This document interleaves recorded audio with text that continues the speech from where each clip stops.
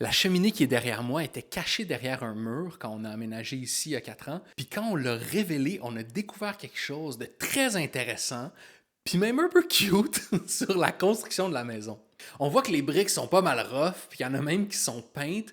Puis ça, c'est parce que à l'époque, quand les briqueteurs faisaient des murs ou des cheminées qui allaient être cachées comme ça, c'est pas rare qu'ils utilisaient des briques usagées pour sauver sur les coûts de construction.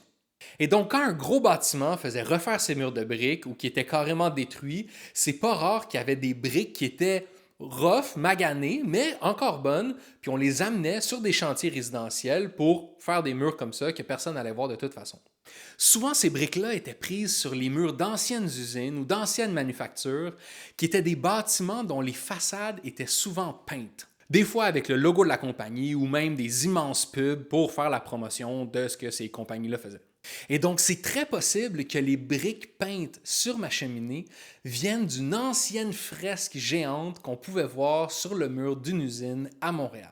Mais le plus cute, c'est quand je suis tombé sur des petites traces de pattes de chat étampées dans les briques. À l'époque, les briques étaient moulées à la main dans des moules en bois, et donc l'argile utilisée devait être assez molle et donc contenir beaucoup d'eau. Ces briques-là étaient très humides et alors il fallait les laisser sécher au soleil pendant des jours avant de les faire cuire, sinon ils allaient craquer dans les fours.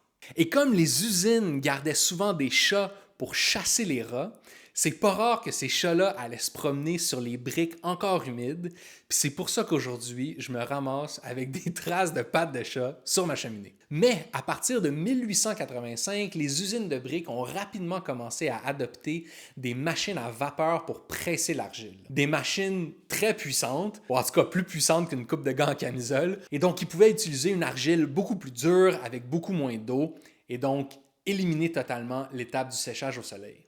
Et donc, si vous avez des traces de pattes de chat sur vos briques chez vous, ça veut dire que ces briques-là datent d'avant cette époque-là. Sûrement du milieu des années 1800. C'est fou pareil.